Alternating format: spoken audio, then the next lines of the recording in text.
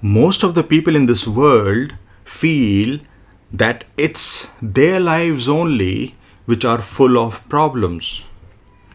They feel that it's only they who have difficult situations in their lives, and others are leading lives which are all hunky dory and bed of roses. This is all so wrong. This is nothing more than the great fantasy of the ego. If you move around the world, you wouldn't find a single human being who doesn't have a problem. You wouldn't find a single human being whose life situation is not challenging. And why this is so? It's because everyone takes this world to be real. It's because you think that you are going to remain here forever. But it is not so.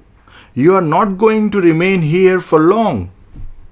Once you recognize this fact that you are not going to remain here for long, once you recognize the dream-like nature of this world, how can you then still have problems?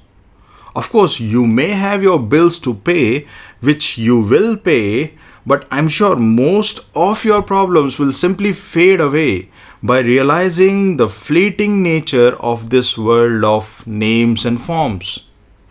Have a close look at your mind, and you will see that most of these so-called problems that you have are nothing more than just figments of your own imagination.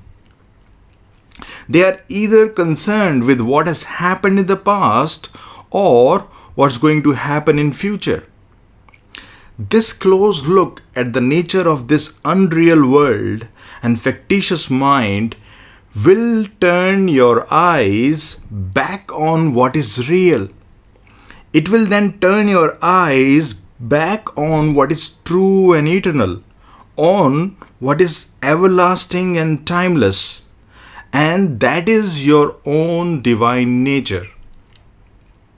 With this, I am reminded of one beautiful verse from Atmabodh, which has been written by one of the greatest Advaitin saint, Bhagwan Adi Shankara.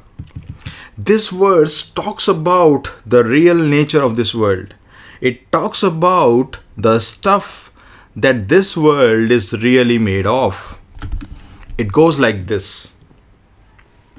Sansara swapnatulyo hi ragadveshadi sankulaha swakale satyavad bhati prabodhe satyasad bhavet.